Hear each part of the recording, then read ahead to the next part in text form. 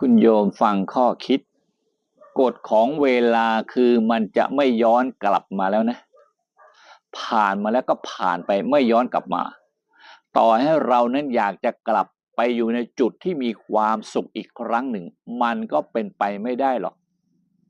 อยากจะกลับไปแก้ไขสิ่งที่เคยทำผิดพลาดเนี่ยมันก็คงเป็นไปไม่ได้เช่นเดียวกันแต่กฎของชีวิตเนี่ยคุณโยมคือเรานั้นจะต้องเดินต่อไปไม่ว่าเรื่องที่จะเจอนั้นมันจะร้ายหรือมันจะเลวร้ายสักแค่ไหนก็ตามที